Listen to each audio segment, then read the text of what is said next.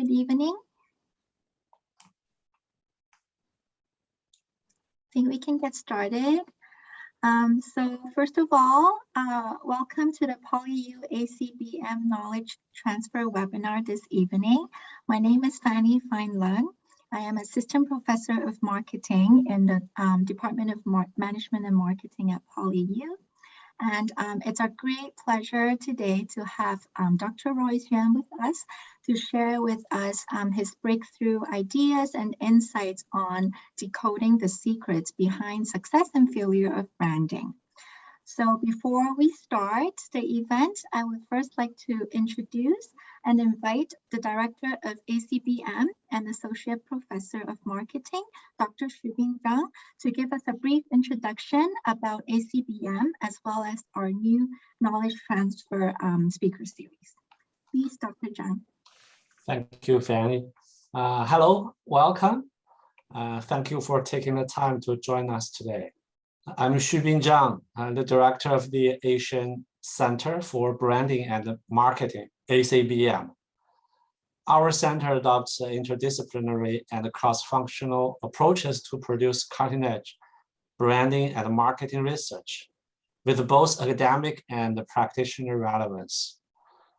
To facilitate the transfer of ideas and practice among consultants, business leaders, and academics, we have initiated the PolyU-ACBM Distinguished Speaker Series.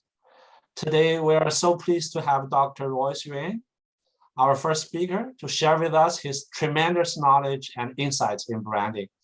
I'm sure we'll all learn much in this master class. I'm also pleased to let you know that we'll hold a second knowledge transfer seminar, likely in a face-to-face manner, in the coming spring. We hope to get your continuous support and participation. We'll highly appreciate it if you can recommend your colleagues and friends to consider to contribute to our ACBM Distinguished Speaker Series. We invite speech topics on not only branding and marketing, but also on other business issues such as social media and digital transformation.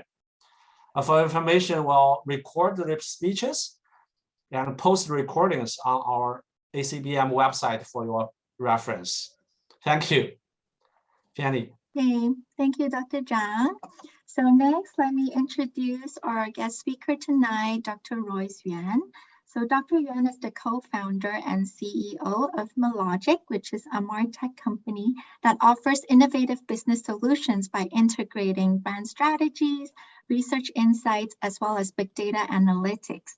So Dr. Yuen, I'm sure a lot of you have heard of him before. He's highly reputable in the marketing and advertising industry. He was formerly the chairman of Ogilvy in Southern China and Hong Kong, as well as the Hong Kong 4As. And he has received many, many honors and awards in recognition of his contribution to the marketing field, including the PolyU Outstanding Alumni Award in 2009. He was appointed JP by the Hong Kong government in 2010, conferred with honorary fellowship by the PolyU in 2015, and awarded the Marketer Scholar Award and honorary fellowship by the Hong Kong Institute of Marketing in 2019. He's also the author of his new book, which we see here, Decoding Branding, that he can tell us a little bit more, perhaps at the end of the presentation.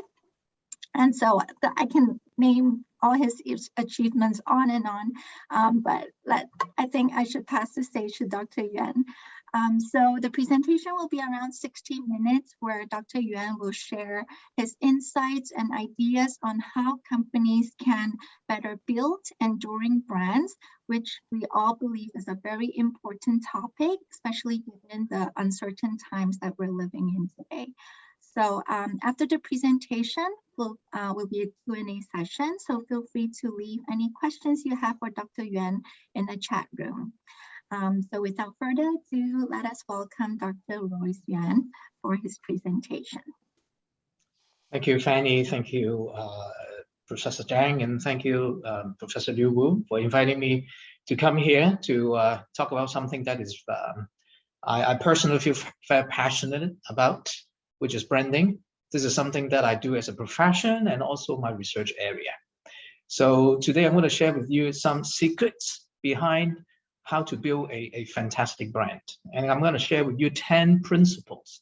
And I believe these principles can be applied to any sector, commercial, NGO, government, and including building your own brand. So hopefully after today's session, you will feel excited about the concept of branding and how you may use some of the principles, okay?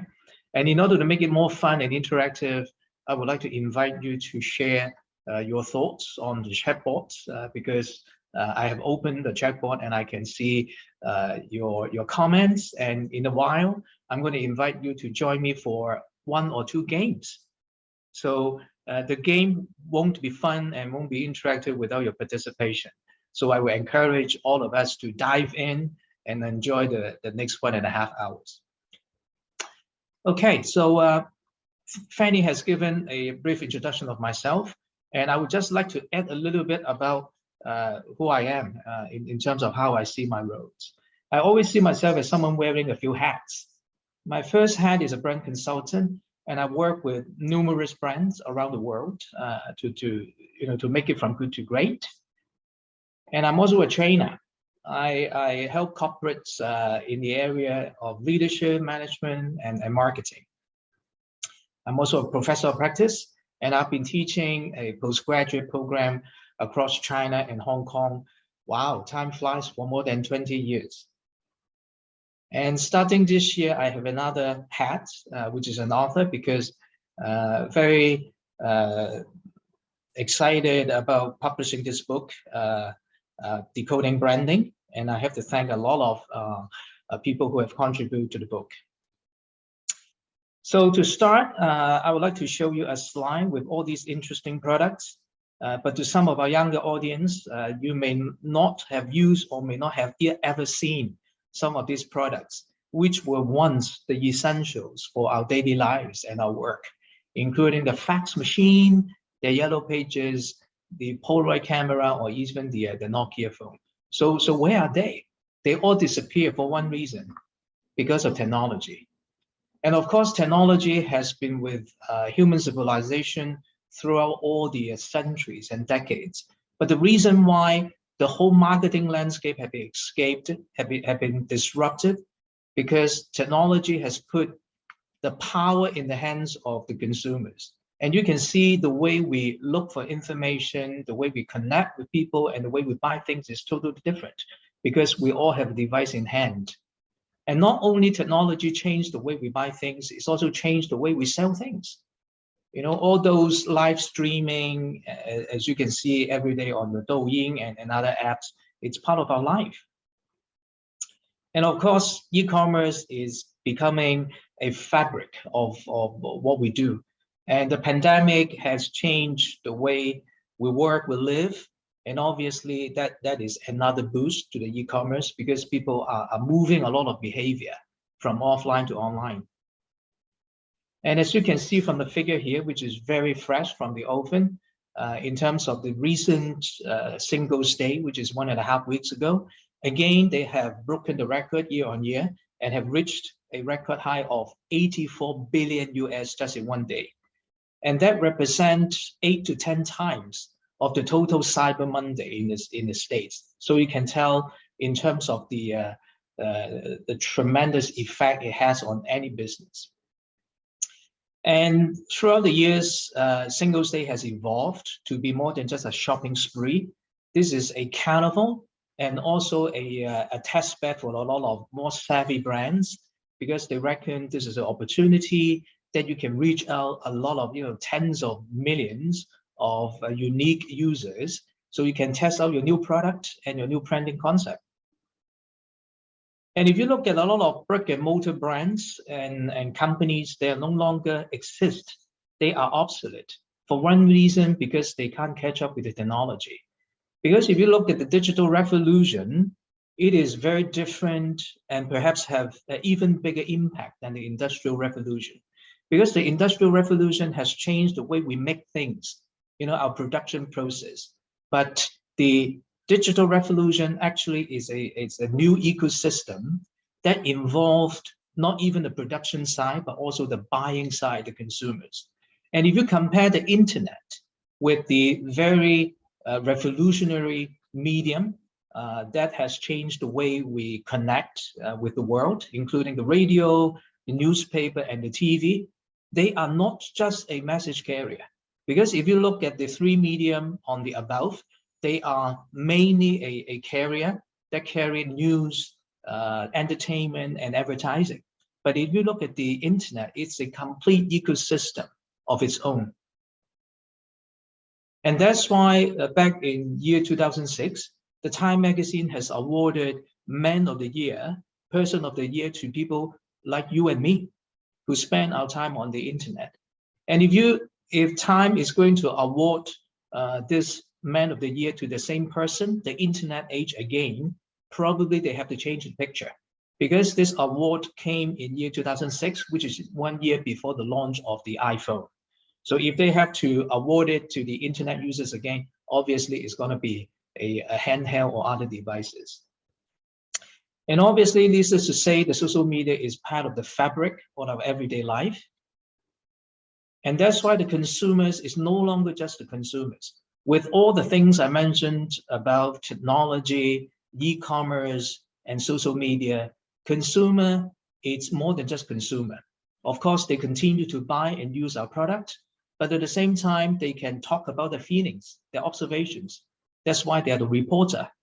And because everyone has a smartphone that can take pictures and take videos, and people can put up online and can be instantaneously circulated around the world. So that's why they're director as well. And finally, they're also the judge. They can make or break any brand, any corporations, because they all speak in one voice. And here is an interesting case about Kryptonite. Kryptonite is a famous bicycle lock company in the States, and the brand proposition is unbreakable bonds, because they believe their product is so good that it's unbreakable. And because their product is so good that their customers are very loyal, that's why the relationship is also unbreakable. Perhaps until this video came online. What happened was someone who's a proud owner of this product, the Evolution 2000, which is a flagship product from Kryptonite, and he used just a pick pen, like this simple ball pen, and to do a little bit of tweak, and the whole lock was totally compromised. And let me show you the video and the trouble that the video has caused to this company. And here's the video of the one of the customers who was very frustrated with the lock. This is a Kryptonite Evolution 2000 lock. I used to use this to lock up my bike around here in Seattle until I found out that you can take a Bic pen and just remove the top and just pop it into the lock and just do a couple of little quick twists and turns, and voila, your lock and your bike is completely compromised. So, way to go, Kryptonite. I hope you are not using one of those locks, and if yes, you may want to check it out. And because of just one video online, it has caused so much trouble to Kryptonite, they even nearly had to close down, because so many people are queuing up asking for the refund. So you can tell from this one simple case study that the power of consumers is phenomenal. And here is another case of United Airlines that happened in the year 2017, when they have overbooked the plane departing from Chicago, and they have to bump a few passengers off the plane. And even people paid valid tickets, full fares. They were forced to get off the plane, including this poor gentleman, 69-year-old American Vietnamese doctor. Okay, and let me show you the clips in terms of what happened. The chaotic scene unfolding on a United flight in Chicago. Initially, passengers were told the flight was overbooked. 4 passengers were told they had to get off, their names selected by a computer. One of the passengers was dragged down the aisle and off the plane, bleeding from the struggle. He did not want to give up his seat. Tonight, hear the airline's explanation, and we ask, what are your rights once you've boarded a plane? Can they tell you you have to give up your seat? ABC's David Curley covers aviation. It is a stunning scene. That passenger yanked from his row. Oh my God! His lip cut, dragged off a United jet for refusing to give up his paid seat. Oh my God! Look at what you did to him! Tonight, a Chicago aviation security officer involved here put on leave. But so many are asking, how could this have happened? John Clausen, in the orange shirt, saw and heard it all. After having done really nothing other than say, this is my seat, I bought and paid for it, I need to go to Louisville. I could not believe what I was seeing or hearing. I was in shock. United Airlines told passengers the flight was overbooked and now says it was a crew transport issue. 4 seats needed to get a crew from Chicago to Louisville. $800 in vouchers offered, no takers. So United's computer picked 4 passengers, including the 69-year-old man who said he was a doctor and had patients to treat. Come on. The man slipped back onto the jet. I have to go home. I have to go home. Before he was removed again. It's a terrible incident, but in the past, probably the doctor might have to swallow. It's a bad day for him. But today it's different because of the internet, because of the social media. You can see immediately people stood up for him, and they all spoke in one voice against the United Airlines. And because of that, United Airlines cannot just ignore what has happened and has to apologize and to make up for what they have done. So from here, we can tell the famous equation E = mc squared has another meaning. E stands for the impact that it can have on any organization because of the consumers in the social media landscape. And M stands for the ability to mobilize and start a movement, the mass in terms of the people who are involved on the internet and social media. And the C is the speed of spreading either the good and bad news. So MC squared, you can tell the impact is going to be phenomenal. So with that as a backdrop, I want to share with you the first principle of branding. In the digital and interactive world, branding is a collective experience, and everyone can play a part that will either reinforce or diminish the brand experience and its reputation. So that's why in my book, I talk about the age of disruption because of all the factors, including the e-commerce, including technology, and later I talk about the pandemic. The way we do business and build brand is going to be very different. And when I look at the different types of brand, I like to summarize all of them into 3 categories, what I call the bad, the good, the bad, and the ugly, by looking at their brand characteristics. A good brand is the one that is distinctive, consistent, and relevant. And the bad brand, maybe they have money, maybe they have a lot of media budget. So that's why they are distinctive and perhaps consistent because they keep using the same execution, perhaps. But the key is they are not relevant. And relevant makes such a huge difference in terms of how people may want to connect or not with a brand. And the ugly brand obviously is none of the above. So in a minute, I'm going to show you a few branding principles that is related to these 3 very important characteristics: distinctive, consistent, and relevant. And before we come to that, let's have the first game. Okay, and it's going to be fun. And don't worry, it has nothing to do with IQ, so feel free to take part. So I'm going to show you a collage of images. And here is a list of logos standing for different brands. And I would like to invite you, without overthinking, over strategizing, you just spontaneously tell me the brand you see with the images. Okay, so are you ready? So you can just type in your answer and then we can continue our discussions. All right. So here is the first collage of images. May I invite the audience to share what is the brand that you see? What is the brand that you see? Coca-Cola. Yep, I did this experiment with, in different seminar forums, and the response is 99.9% Coca-Cola. Why Coca-Cola? Why did you see Coca-Cola?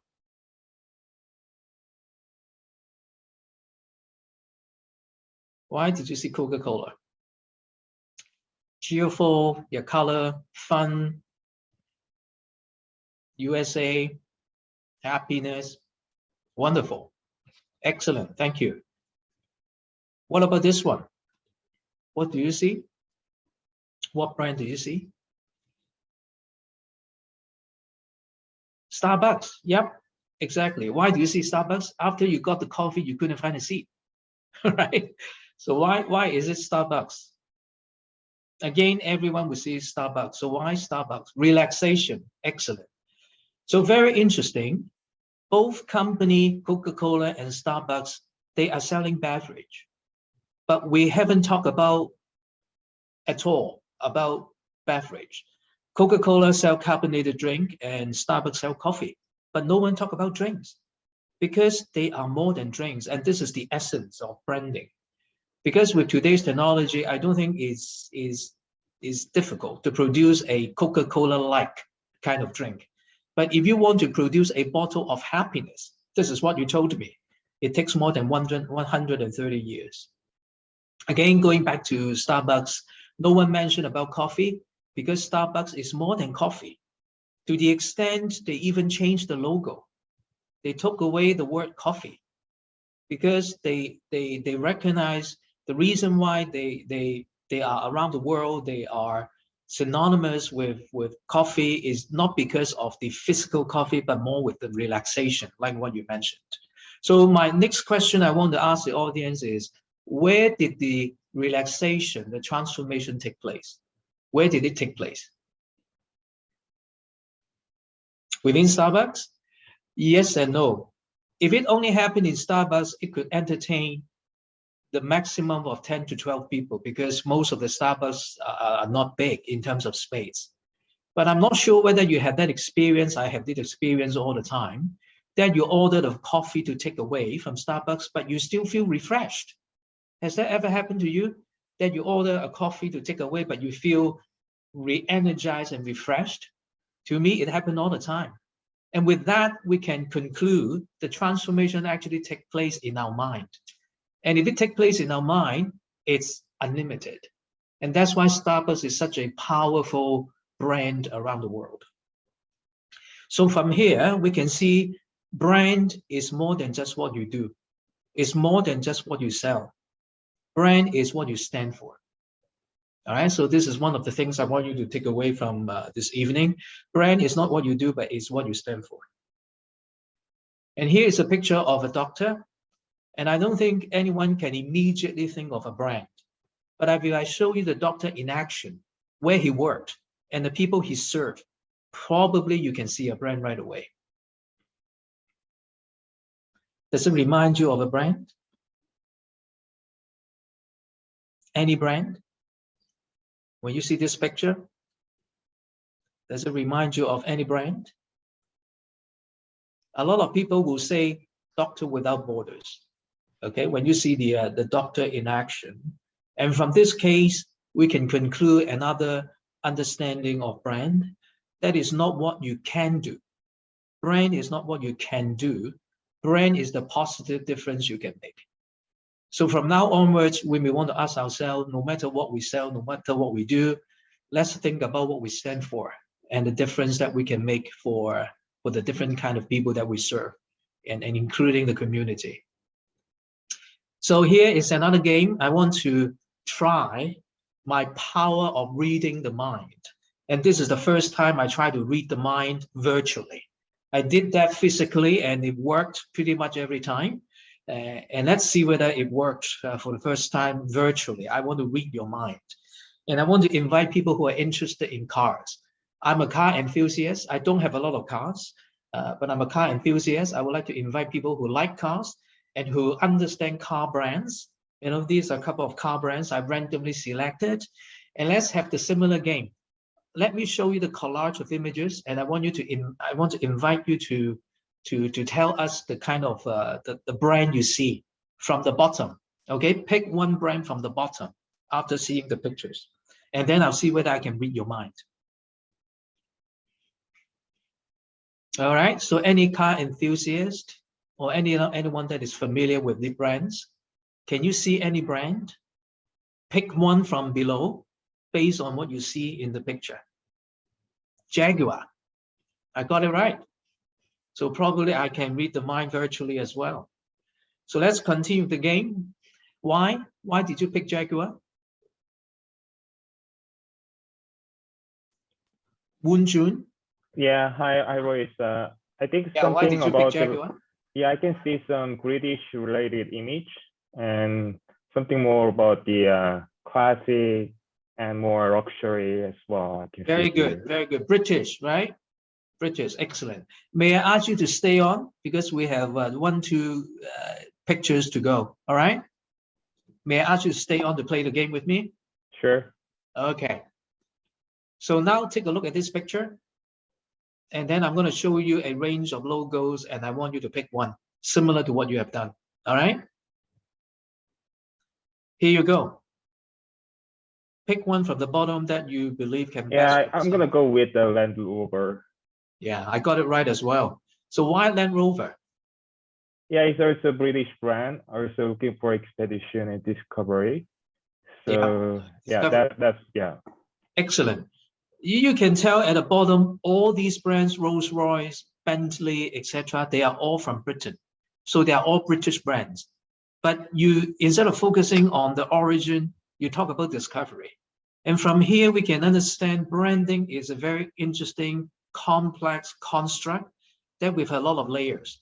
And consumer, they don't have to think. Immediately, they switch from the country of origin to the experience that you can get with the brand. All right, so it's very interesting in terms of the way we engage with brand. So finally, the last one, okay? Again, it's about cars. And what is the car brand that you can see in the picture? I will go with Tesla. Yeah, and a lot of people online agree with you that it's Tesla, and I can guess you're gonna see Tesla as well. Why Tesla? It comes to my mind electricity as well as some eco-friendly something, you know, not, I mean, transformation of thinking of the car. Excellent, excellent. Thank you, thank you. Environment, a lot of our audience talk about environment, future. You mentioned about electric car. The interesting thing is, besides Tesla, there is at least one more electric car brand, BYD. So why didn't we mention about BYD? None of us mentioned about BYD. It's because BYD is an electric car, and Tesla, perhaps to all of us, is more than just an electric car. And this is the power of branding. Okay, again, Chung-Woo, thank you very much for your participation. Thank you. And perhaps I'll play a short video about why a lot of us see Tesla instead of BYD. When I was a kid, I was wondering kind of what's the meaning of life? Like, why are we here? What's it all about?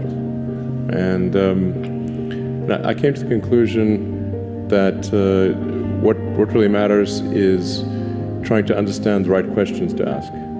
And the more that we can increase the scope and scale of the better we are able to ask these questions. And so I think that there's certain things that are necessary to ensure that the future is good.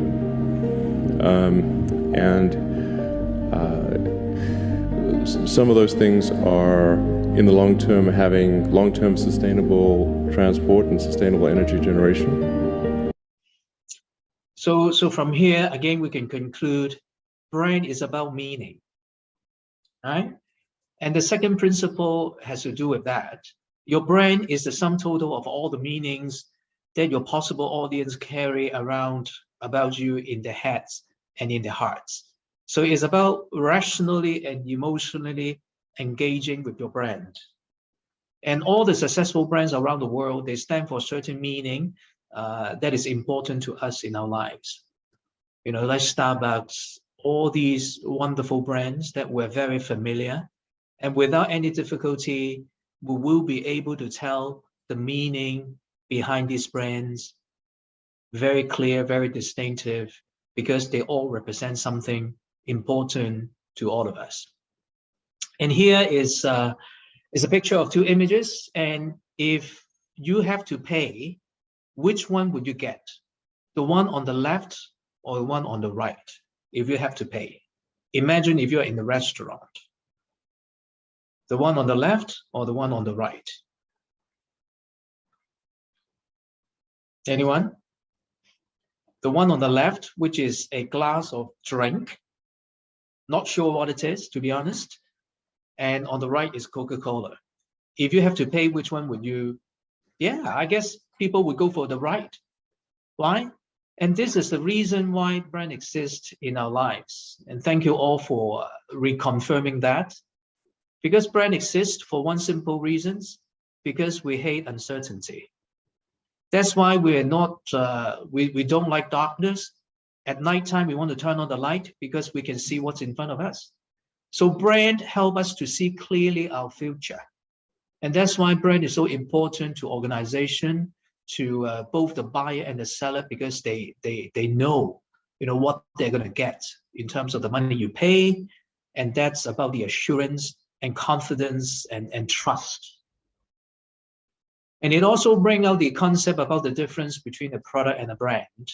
And I'm using the same picture earlier to demonstrate the difference between product and brand. Product is what manufactured in the factory, and brand is what you and me buy. And I'm just to name a few examples to demonstrate that this is in fact the case. You are not buying product, you are buying brands. Say, for example, if you go to a restaurant, if they serve you Coca-Cola with the post-mix, because sometimes they do not serve you from the bottle or the can, they have the post-mix machine, and they want you to be sure that they are not cheating you, they are giving you genuine Coca-Cola. That's why they serve you they serve the Coca-Cola in the glass of the shape of a Coca-Cola bottle given by a Swire. And also, I want to ask you how many bottles of shampoo you have in your bathroom. How many bottles of shampoo? Maybe Fanny can shed some light. How many bottles of shampoo do you have in your bathroom? Someone say 3. In fact, a lot of people would say more than that. And this again is a very interesting, everyday example that tells us that we are buying brands. Because if we only buy product, we need 1 bottle of shampoo. And the reason why we have 3 or even more than 3, because we're engaging brands. And the different brand actually give us different promise and fulfill our different expectation and needs and desires. So again, that's why brand is worth our time to understand more, because this is how we lived our life and why business is flourishing, because people are engaging with brands, not just product. And similarly, if I ask you the smartphone you're using, I don't think you need to check. I think it would be completely weird if you say, give me a minute, and I'm going to check the phone and tell you. People can tell me right away they are using Huawei and Samsung and even the model number, right? Because people are buying the brand, not just the product. And here is another very funny case. Toyota and Subaru. They joint-handedly develop a car. They do the R&D together, but they produce the car separately. To the extent Wall Street Journal found it very hard to understand that 2 big manufacturers of cars in Japan, they unveil nearly identical cars. But the interesting thing is they both sell very well. So both Toyota and Subaru sell the same car very well, which tells us that in the market, there are always some people who always prefer Toyota, whereas there are other people who always prefer Subaru, because they are not just buying the car, they are buying the brand. Okay, so you may want to ask me, so knowing all these wonderful things between a product and a brand, how can a product become a brand? To me, product will become a brand when it has a distinctive personality. For example, a glass of water is a product, but the Avion is a brand. So the third principle I want to share with you today, that has to do with our earlier slide of the good, the bad, and the ugly brand. A product becomes a brand when it has a distinctive personality, just like Avion, Live Young. And the reason why Avion is so well regarded is not just because they have nice images and advertising. The proposition of Live Young is rooted on what they do. They have genuine minerals, natural minerals from France that they offer to people, which are essential to our life. And that actually anchor the brand both functionally and emotionally. All right, so that's why people pay a premium price in order to get Evian, because they are buying the brand again. So if you compare Evian to just a glass of water, you can tell a product can provide us the usage, and the brand provide us the usage as well as the feelings. And from here, I want to introduce a concept about brand imagery, which consists of two major parts, the product imagery as well as the user imagery. And here are two t-shirts, two polo shirts.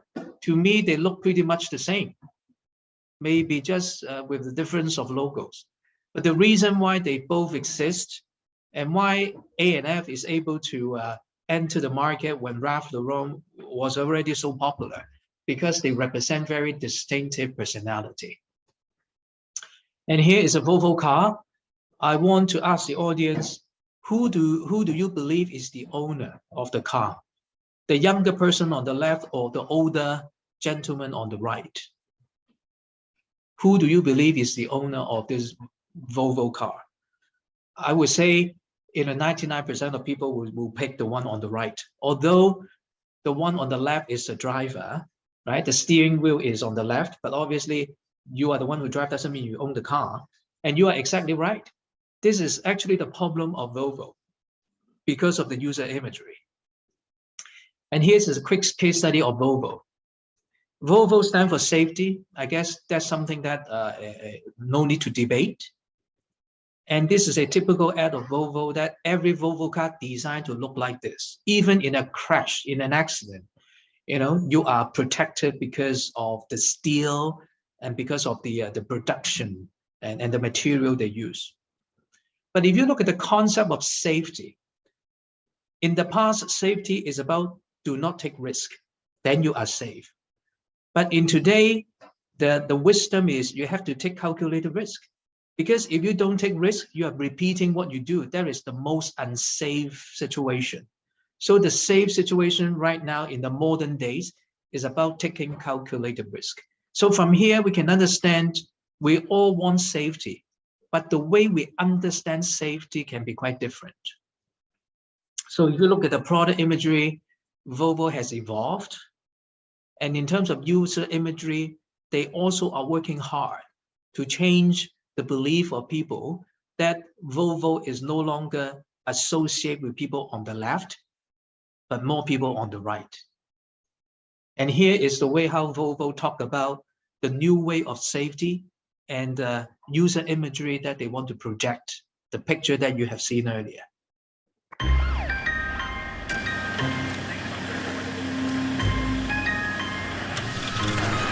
There is no car in this accident.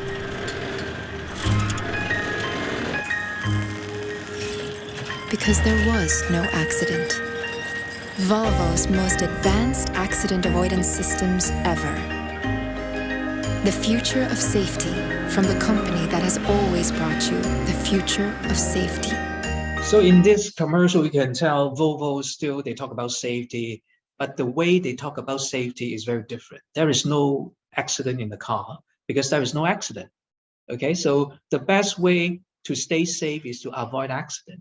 So from here, we can tell the brand expression should change and can change in time, but the brand DNA remains the same. So the fourth branding principle I want to share with you today, if you're able to honor your brand DNA and your personality, that will lead to brand consistency. It's not just about the template. It's not just about the color tone. It's about whether you are following, keeping up your personality and your brand DNA. So that's the second point about consistency. And here is a typical life cycle of a brand. And I want to ask our audience here, when will a brand start to age? When will brands start to age? 5 years, 10 years, 50 years? Make a wild guess. Just name a number. How many years? When will a brand start to age? The answer is, it has nothing to do with how long have you been around. And if you look at this picture, a lot of the brand are more than 100 years old, and they are still vibrant in the market. So from here, we can tell aging brand is an issue that happens not only because of how long have you been around, but because whether you are relevant. And if you look at Patek Philippe, you know, they start to operate since the year 1839. And they emphasize a lot about their craftsmanship in the past and today. But they keep on innovating themselves. If you look at their watches, you know, they have never stopped innovating in terms of the design and the movements and the way they engage the audience. They have their own magazines, their website. They interact with the audience even during COVID through webinar like what we're doing right now. They have their IG and the YouTube channel. And here is an email I got exactly a year ago during the peak of COVID. And the headline of the email reads, Patek Philippe has been busy working on something new for you. So it's a teaser. It tells me that they are working hard for me. So that drives my curiosity. And then a week later, they send me a follow-up email. Be the first to experience Patek Philippe's new grand complication. All right, so they're introducing a new watch. So if you look at Patek Philippe being such a #1 leading timepiece, even during COVID, they have not stopped. No wonder they are still staying young and vibrant. And if you look at another case, Harley-Davidson, they are trying to revamp themselves in terms of the product design because of the typical stereotype of rider. What is the stereotype rider of Harley-Davidson? Everyone knows about Harley-Davidson. So who drives Harley-Davidson? They do. All right, so these are the people who drive Harley-Davidson. And perhaps that is also the reason why people like you are staying away from Harley-Davidson. So this is reflected in their sales because of the user imagery. And that's why they have to rethink and refine and redefine their brand by looking at their product design and perhaps coming up with an intelligent bicycle. So this is what Harley-Davidson is selling. All right, so you can tell it's a totally different engagement, different lifestyle. And they are trying to migrate from the one on the left to the one on the right. Because if they don't do that, they will continue to age. And another example closer to us in Asia, Lee Kum Kee is a brand, you know, obviously more than 100 years old. And you can tell they're innovating themselves. Unlike Harley-Davidson in the area of product design, they do introduce new products, but here is about product application, about product usage. And they work with Michelin chef from the Four Seasons, and that's why they are still, you know, highly regarded in the F&B sector. So from here, we can come to our fifth branding principle. A relevant brand is the one that understands and can meet the changing consumer expectations by offering the most appealing and up-to-date merchandise and experience according to the customer lifestyle. All right, so up to here, we have already covered the 3 characteristics of brands that we talked about earlier, which is distinctive, consistent, and relevant. Now we are coming to the second part of our presentation, and let's look at Tiffany. Again, a brand that needs no introduction. And Tiffany is a very smart company. For every product line, they will have different SKU targeting at different people. And just like every brand in the world, they are trying to replenish their customer base. They are trying to attract younger customers. They want to keep their mature, affluent customers, but they want to attract the younger customer as well. And here is an attempt. Not your mother's Tiffany. Do you like this campaign? Not your mother's Tiffany. So Tiffany being a very elegant, gentle brand, this is probably a bold, courageous move from the brand that they want to break the border. They want to attract the more cutting-edge younger generation. And let me show you the response from the social media. And here is one of the genuine response. As a mother who has spent the last 50 months working from home and homeschooling my daughters at the same time, I feel really offended by your campaign. Mothers all over the world have been hit particularly hard by the pandemic. I am not sure this is the right moment to diminish us. It obviously never is. If I wouldn't hurt my husband, I would take on my Tiffany's wedding band and my Tiffany's engagement ring right now. Your campaign leave a very bad taste in my mouth. Wow. You know, you can tell this is genuine comment from a Tiffany user. You can feel the emotions. So helping a brand to stay young and vibrant and reconnect with the younger audience is not something that is, you know, easy to do. We have to really think about how to reconnect with our younger generation and at the same time keeping our existing customers. And this is one of the classic marketing questions that a lot of organizations are asking themselves every day. So here is what LV is doing. This is a famous, typical, classic LV monogram. And from time to time, they have crossover with different designers. And they work with different personnel, sometimes celebrities, sometimes just younger talents, projected customers. So they are not just tie, but the younger generation, people like you. And most importantly, they always engage their audience from different generation about the journey, about travel, because this is the DNA of Louis Vuitton. And being a very brand savvy corporation, they understand it's not just about hiring the most chic celebrity. It's about helping people to understand the root, the DNA, what makes LV a luxury brand. And if you ask people 100 years ago, what is the most luxury thing to them? It must be travel. And only the rich and famous can afford to travel those days. So traveling is actually the ultimate manifestation of luxury. So that's why LV is a luxury goods, because they produce luggages. All right, so you can tell from this simple example that engaging audience is not just about hiring a new celebrity, it's not just about running a new campaign, it's about connecting people, different generation, with something that appeals to them at the same time. It's about discovering new things in their life. It's about the journey. It's about seeing the world. So with that, we can conclude that branding principle, number 6, consumer today welcome brands that are dynamic and multidimensional by being luxurious, cute, classic, and modern, all at the same time. All right, so branding is no longer just about crafting something for a specific group of audience. It's a dynamic, it's an expansive concept. It is flexible, that is appealing to different generation, but without compromising the brand DNA. So that comes to another topic that I would like to share with you, which is competition, because unless you are monopoly, people will be shopping around.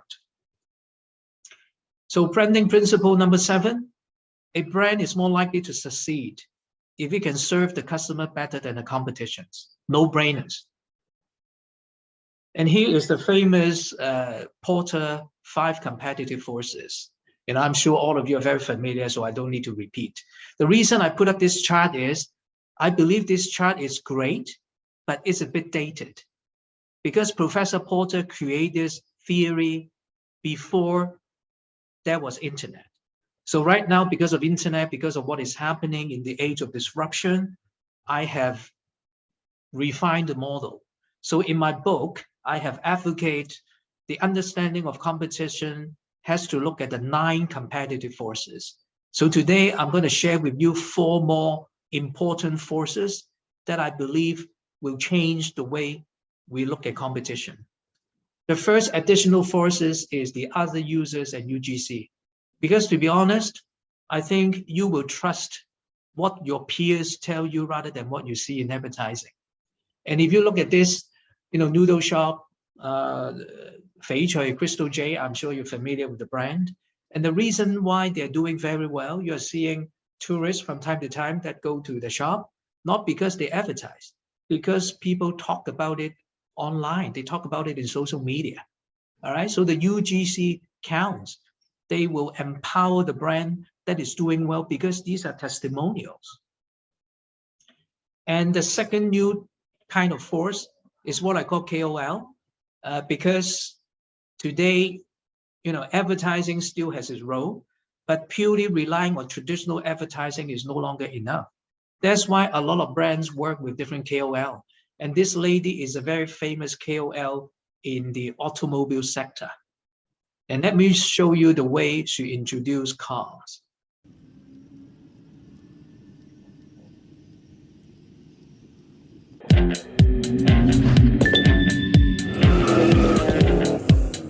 This is the Vision AVTR, but this is also kind of refers to Avatar the movie. Yes, this car was a cooperation between us and the people from Avatar. John Landau, Cameron, and the whole design team. So that was mad. Incredible cooperation here. This car can crawl sideways like a crab. Look at that. Isn't that insane? This is the Mercedes Vision AVTR. We're going to see it on the roads for the very first time. There are so many cool features about this car, but watch what the back does. What? That is crazy. Guys, what? Have you ever seen anything like that before in your life? Look at all of these individual kind of, I suppose, hairs. They could be described as hairs or scales. It becomes a creature, right? When you're in driving mode, these will all kind of face down like this and the lights will be blue. But then as soon as you brake... Very interesting video. If you're interested, you can just Google or YouTube. You can find a lot of these interesting videos. And the other new competitive force is the e-commerce platforms and the fulfillment partners like SF Express. And I have already mentioned about the Singles Day, and every brand needs to involve in all these different, e-platform, and the Tmall is just one of them. And the last competitive new force is the review site, the comparison site. And just like this one, Madeira is a boutique hotel. They only have 2 properties in Hong Kong. It's owned by Hip Sing Hong in Hong Kong. And if you look at the review on the left, disappointing. So that is really a bad comment and very bad news to Madeira. But thanks to these comparison sites, because of their valid coverage and engagement with substantial customer groups, you can tell that one comment only represents 1 vote. And 99% of people actually vote excellent. All right, so with that, Madeira was highly regarded, and they were able to attract a lot of customers even without advertising. So as a very small player, they are up against all the giants like the Hyatt, Intercontinental, but no worries, because today's the battlefield is not about how big you are. It's about how great you are. It's not about the bigness, but about the greatness. All right, so with this, we have concluded the principle earlier, which leads to the next principle. Users will regularly appraise the relationship with different brands, and there is no obligation for them to stick to the same brand for any category, because people know that they have the right. They know that with the internet, they can shop around the world 24/7. So let's shift gear a little bit to look at hotel. Okay, so hotel used to be rated according to the number of stars. 2 stars is better than 1, 5 is better than 4. But if you look at the landscape right now, all these typical traditional hotel chains, they are not just competing with the other chains, but they're competing with lifestyle brands like W, and more so with Airbnb. Because Airbnb is represent a whole new competitor. They are redefining the category. Because where on earth can you find these hotel rooms? No way. Because every single stay of Airbnb is different. And Airbnb, the reason why they are successful to me, it's not because of the price, not because they are managed by just individuals, because they're able to answer the paradoxical struggles we have when we travel. When we travel, we want to experience new things, but at the same time, we feel intimidated when we're entering completely strange areas. But if you stay in an Airbnb premise, you are staying in a new space that you have never been before, but you are welcomed by a friend. So that takes away a lot of uncertainty. So that's why Airbnb is becoming a whole new way of travel, of experience. And similarly for renting a place to work, sharing an office obviously is not as interesting as sharing a dream together. That's why people, instead of moving to all these so-called business center, it's become an obsolete word, business center. You may not even recall what it is. People are moving to co-working space, like WeWorks. All right. And if you look at Uber, from time to time, they are redefining themselves because they are never tired of confronting themselves to be a better brand. So just to conclude with the disruptive brands, what are the characteristics? The characteristics of disruptive brands can be summarized in the following 10 points. They are heavily mission-driven. They keep reinventing themselves, as you can see from the case of Uber. Their brands are built by experience, not ads. You rarely see any ads from all these disruptive brands. In fact, they're bigger than the category. And they are able to speed up and scale up in a phenomenal way. Because it takes 5-7 years to build one hotel. But for Airbnb, just press a button, they can open another hundreds and thousands of hotels in a sense. They simplify our complicated lives, and they don't have to be perfect to be likable. And they appeal to our curiosity, and they all have big personality, and they are not just high tech, but they are high touch. Just like Airbnb, they coach people how to be a good host and how to be a good guest. So it's all about humanity. So coming to almost the last part of our sharing today, and perhaps with your permission, I'm going to take up another 10 minutes to wrap up my sharing today. Principle number 9, disruptive brands can transform a market and redefine an industry because they are the trendsetters. So if you look at the Uber, the WeWork, the Airbnb, they are redefining the way we do things, not just the way we do business, but the way we want to live our lives.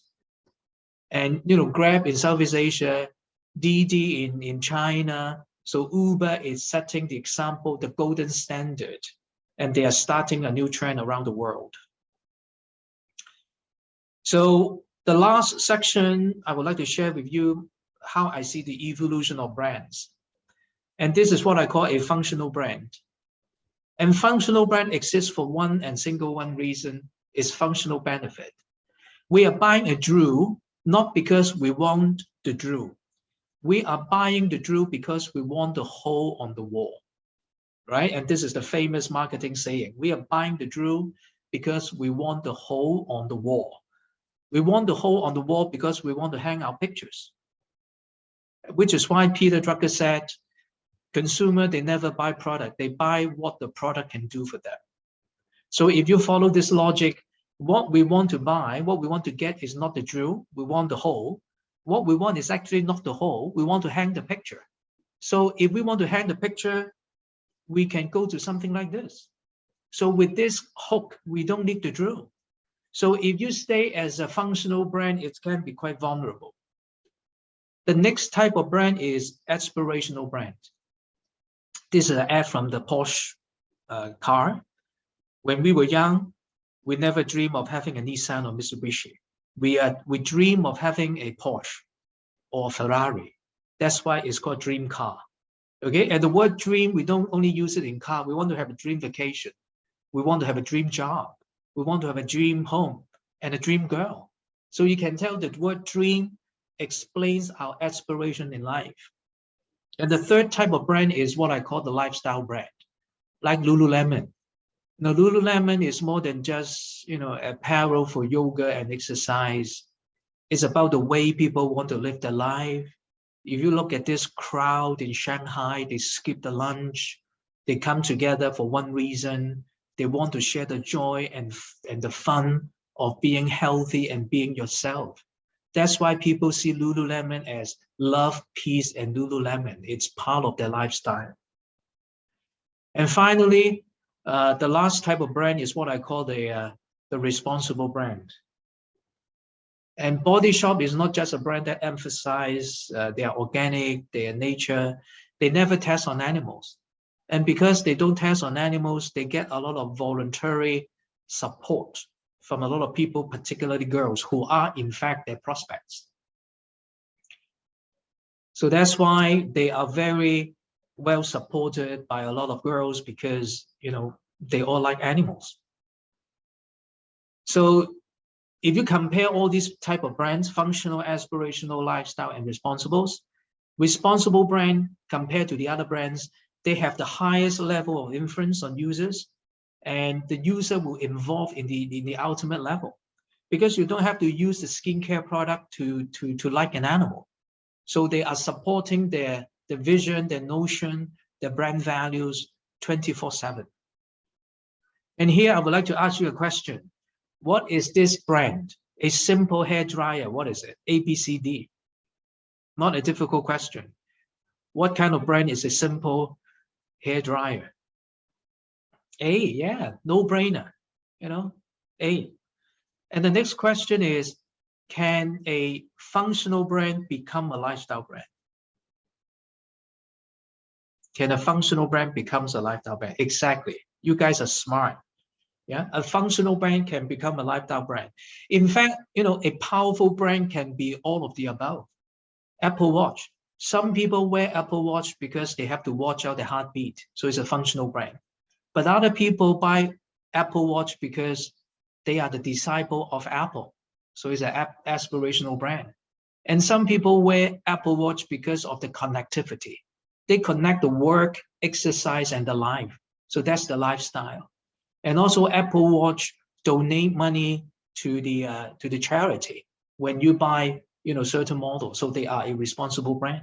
So if you look at Apple, why they're so successful, besides the gorgeous design and the functionality, they are great brands.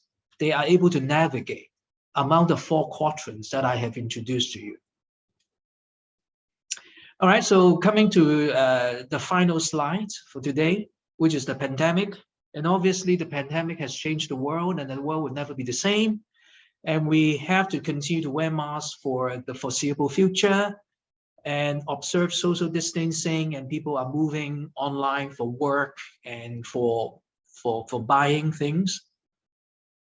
And this is a very interesting email I got from Lane Crawford. We all know Lane Crawford is an upscale department store, and look at what they are selling right now.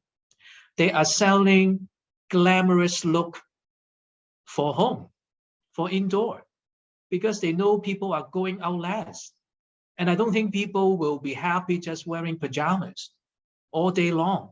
And after all, you still have to go on Zoom to see your customers, to see your friends. So Lane Crawford is forcing themselves to change, to be selling glamorous look for people to wear indoor. What an interesting example. And a lot of parents are digging up all these apps because kids are staying home. And people begin to love cooking, because now they stay home and they start to discover, you know, cooking can be fun. And the more you eat, the more exercise you have to do. So all these are the things that are happening with us every day because of the pandemic. And here is a summary that I want to share with you in terms of my observation. The difference between online and what is happening out because of the pandemic is not about e-commerce alone. The home is actually becoming a marketplace, because even before COVID, we are buying things online. But what is happening now, we are going online not just to shop for ourselves. We are buying things for our entire household. The other point is about the global perspective. Because of the pandemic, actually people check around the world, they pay attention to what's happening in Europe, in Egypt, in Asia. That's why we are dealing with an audience even more globalized. And it's very important for brand to show their empathy. I just received an envelope from Marco Polo, which is quite a delight. Because if you know, Marco Polo count the number of flights you take every year. And if you take enough flights, you will remain, or you got upgraded. But if you're not taking enough flights, they will bumped you down one tier. And they send me a letter saying that because of the pandemic, not that I don't want to fly, I simply can't fly. So they are keeping my tier in terms of my membership, Marco Polo. So they are showing the empathy, okay? And that is something I think all the brands should observe and follow. The other thing is about emphasis on the health and safety, whether it's about the university, the campus, or the gymnasium, the theater, you know, hygiene is going to be one of the basic things that people are looking for. And catering for the more conscious spending pattern of people. Because of the pandemic, people are more conscious and less impulse. So maybe selling a new product, we may want to have some samples to give away so that people can test first before they spend the real money. And then they expect the unexpected, because the pandemic has actually driven people to be more innovative, to come up with new ways of engaging the audience. And then caring for the internal customers, obviously we want our staff to feel secure and stable with our company. And finally, the company that will continue to strive is a company that is able to understand the smart solution of using data to coming up with more customized solution for our audience. So with that, we come to the last branding principle of today. A brand is the set of value that it represents, and also the actual value that it can add to those who are involved with the brand. And here I would like to share with you the last example. This is a brand from India, Tata, and they launched this brand during the financial crisis. They're actually encouraging people to upgrade from riding a scooter motorbike to a car. And people thought they were crazy. During financial crisis, you ask people to spend more, but it was a rather successful case initially because they are literally solving a social problem. If you look at how people commute, look at the picture on the left. What if the kids doze off halfway? It could cause a serious accident. But this car is actually adding value to their families, and that's why it's a good brand, because it represents certain value and it also adds value to the users. All right, so with that, that concludes my sharing today. And if you want to find out more about the book, you can go to the website or just scan this QR code, and I'll pass to Fanny. Thank you very much. Thank you, Dr. Royce Yuen. Very interesting and inspiring talk about branding and the dynamism of branding. So we still have about 15 to 20 minutes for Q&A. So Dr. Yuen, if can take any questions from the audience. If you have a question to ask, feel free to type it in the message box, or if you prefer, you can use the raise hand function. But I guess while our audience is typing their questions, let me begin with a question. So as you mentioned in the presentation, a lot of the marketing communications is now empowered, right, in the hands of consumers, in the KOLs, you know, consumers as the director, as the judge. So how can brands better maintain like the consistency, right, as like one of the most important component that you mentioned when marketing communications has become more empowered in the hands of the crowd? Well, you mentioned about the changing role of consumers, and I guess brands have to be smarter in terms of the way they engage consumers. They have to treat them more than just consumers, okay? And they have to work with the consumers. They have to partner with the consumers, because consumers are no longer happy just to be an audience, a spectator. They are not content to be a spectator. They want to be in the court. You know, that's why they are so outspoken on social media. So we can see a lot of successful brands actually involve the audience and to co-create things together, all the way from product design to communication. One of the very interesting example is Wendy's Burger. Imagine how quickly they can produce a commercial, 7 hours. So they spot a very interesting tweeter, a kid actually wrote a script of a commercial for Wendy. and his mother found it very cute. So his mother posted up on Twitter, and Wendy saw the post, and they based on the script, the storyboard from the kid, they made a commercial just in 7 hours. And it becomes a sensation on the internet, not because of the commercial per se, because of the cooperation between the kids and Wendy's, and how quickly Wendy can respond to the kids. And this is a new way of doing marketing. You know, this is what we call meaningful marketing. The way you do marketing is already part of the entertainment and engagement. A very interesting example. I guess like for the brands, they have to engage in a lot more like social listening and monitoring of the social media to get content. But that's on the positive side. But what about the negative side? For example, you know, at the beginning of the presentation, when there's negative news or, you know, word of mouth circulating about your brands, what's your view on how brands can better react? I think this is a very good practical questions, and we got this similar question from a lot of our clients all the time. You know, how should they react and respond in social media when people talk negatively? And our suggestion to them is not to overreact, because authenticity, it's the new buzzword on social media, and we should be able to accommodate different kind of comments and embrace these comments in a very courageous way. But obviously, if it is a unfair comments, we have to stand up for ourselves and to verify and clarify what's happening. So in terms of social media, it's always about the following 4 aspects. It's about monitoring what's happening, so you can be responding to what is happening, and you can amplify. You can respond to the unfair and inaccurate comments, and you can amplify the positive comments. And then the last thing you can do is to lead. You can create a topic. You can, you know, invite people to enter a competition per se.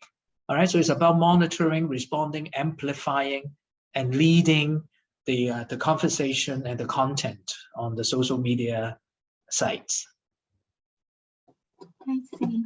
And I have a few more questions, but the audience, if you please feel free to, you know, type your question in the chat box while Dr. Yuen is, you know, responding to other questions. So about uncertainty, right? I think in the presentation you mentioned that like one of the power of brand is that it can help customers overcome uncertainties, but because there's a lot of like, you know, product reviews and all of that online, and for a customer like myself, I go on Tmall and search for a product, and very often I look at the customer reviews more than, you know, looking at what the brand is.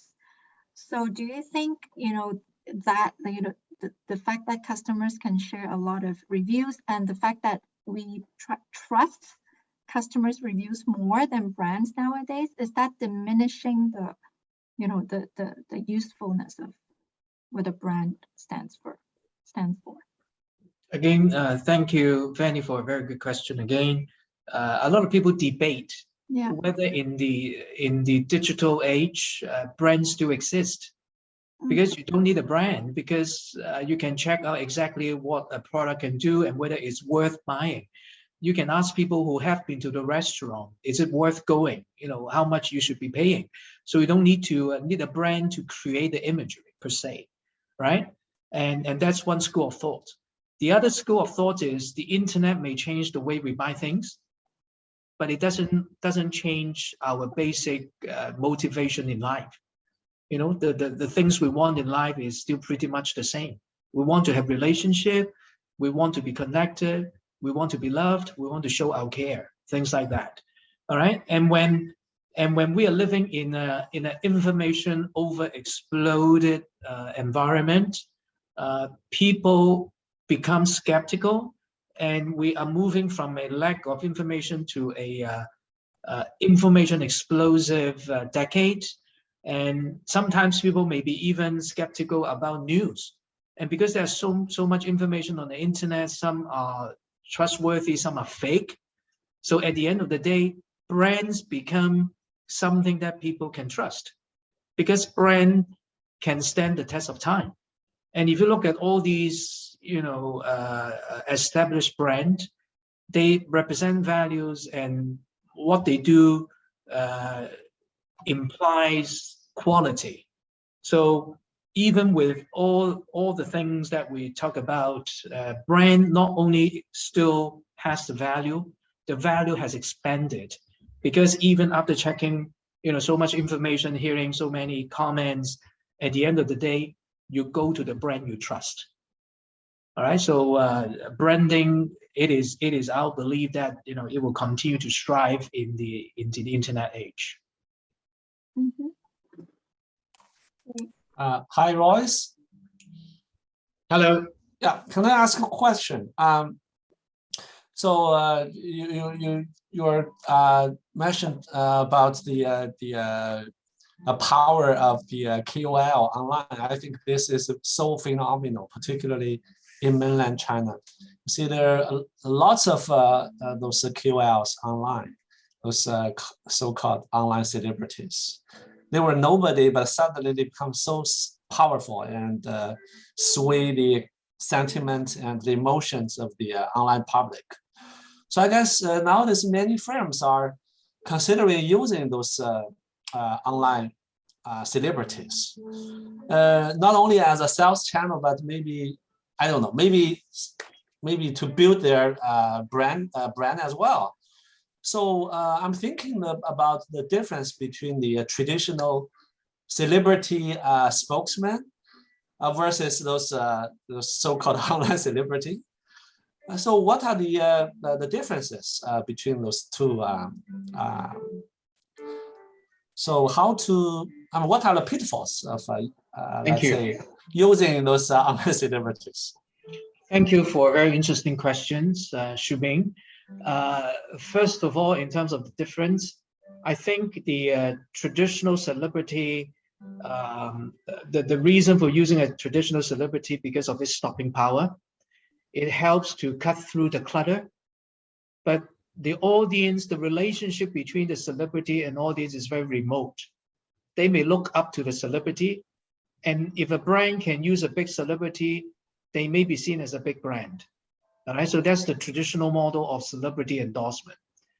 And the difference between celebrity and KOL is a KOL can command equally a massive amount of audience, but the relationship between the KOL and the audience are actually very close. They interact. So from that, a KOL arguably can be more powerful because the KOL can share with the audience the reason why they like this brand, and the audience trust the KOL more than they trust the celebrity. They may look up to the celebrity, they may aspire the celebrity, but the amount of trust and involvement, I think the KOL is even more powerful than traditional celebrity.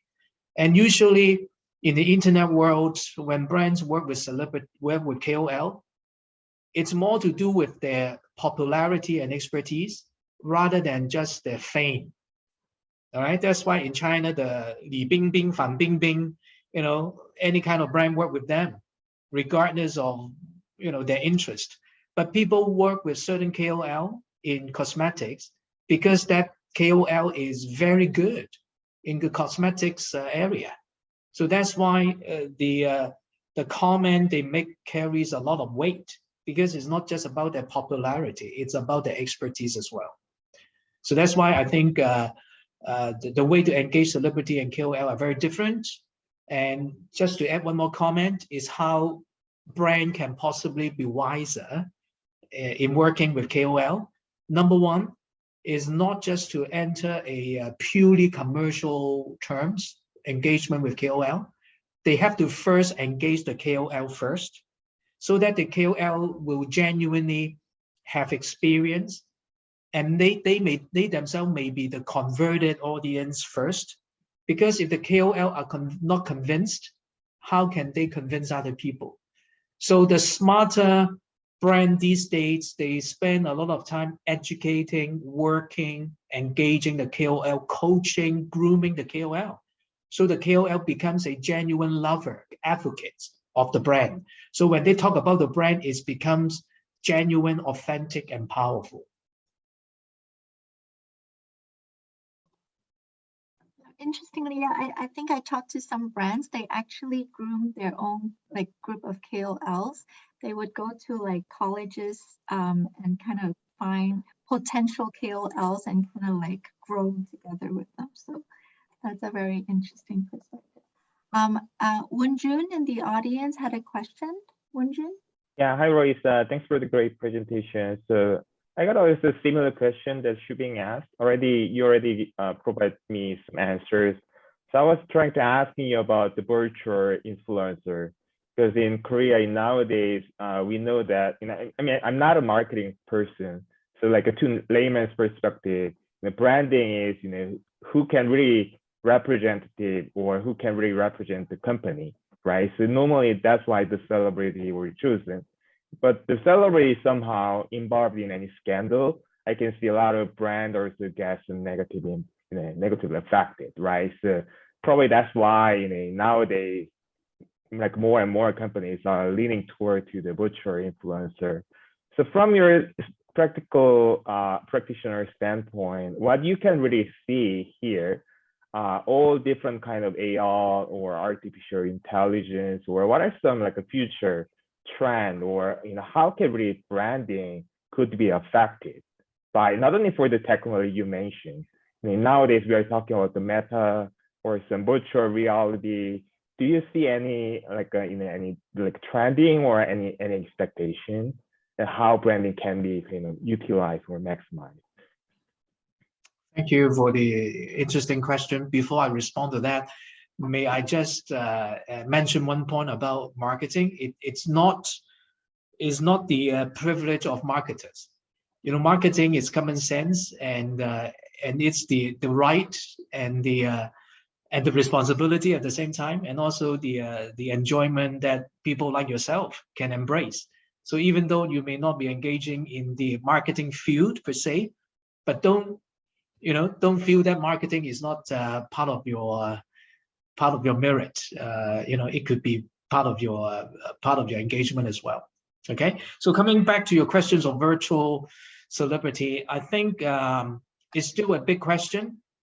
Time will tell, honestly, because if you look at whether it's celebrity or whether it's KOL, one of the things interestingly about their attractiveness is their authenticity and lack of perfection.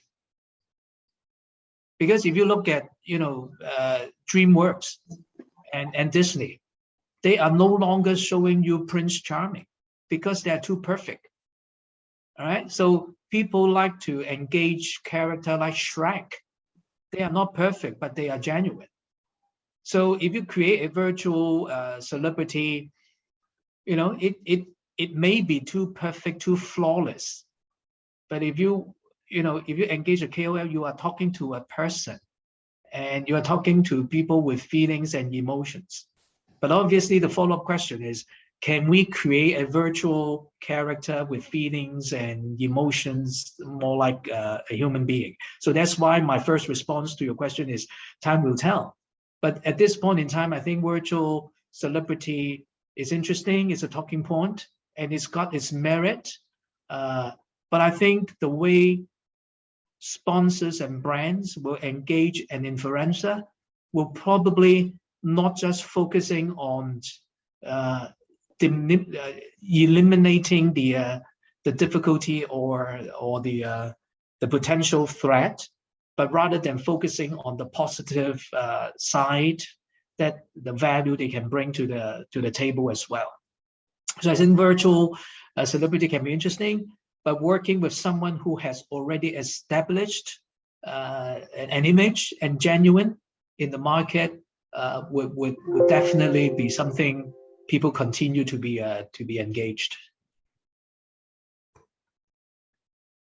Thank you. Thank you for the question, and thank you, Dr. Yuen. So I have a related question, and it's about new brands. So perhaps a lot of students or alumni are thinking about, starting their own brands, and there is a trend in the market that, because it takes a long time to build up a brand, right? And you need a lot of money to do that. But the market is less patient now than before. The money is less patient, and the customers are become less patient. And so a lot of companies are spending their money on very short-term customer acquisition tools. For example, like KOLs may be a customer acquisition tool, or social media marketing, etc. Before they devote resources to building brands. So what is your take on that, or your thoughts on that practice? I think there's no trade-off, there's no contradiction between building brands and building sales, because a brand can lead to sales. The more popular the brand is, the more easy for you to sell. And the more you sell, the more opportunity people can engage with your brand. So I think building brand and building sales, they work hand in hand. And I never believe a campaign is totally tactical, because even with the tactical nature, it will have an implication on the brand. It cannot be detached completely from the corporations. So even if we are running a tactical campaign for Christmas or for Mother's Day, that has a lot to, there will be a lot of spill-up effect on the brand. So even if we are running a tactical promotion, we need to be brand driven and bear in mind. So I guess the more savvy marketer these days, it is the ability to prioritize and to understand striking a balance between achieving certain objective, which is understandable, but at the same time not compromising the brand promise. Okay, thank you. So I think we're running out of time. So I just want to thank Dr. Yuen for your sharing. I think it's very inspiring in thinking about, the 10 principles is very helpful in thinking about how what brands can evolve. And I think for us too, as human brands, and think about how we can maintain consistency and stay relevant as well. So with that, thank you very much for your time and sharing today. And thank you for the audience for attending today's webinar. And I would really encourage everyone to get a copy of Dr. Yuen's book, Decoding Branding, and also can scan the QR code on the screen for more information and to engage further with Dr. Yuen's thoughts and thinking. Okay. Thank you again, Fanny, and thank you everyone for a very engaging and interactive session. I enjoy a lot. I'll see you next time. Thank you. Thank you very much. Thank you so much. Good night, everyone. Bye-bye. Bye.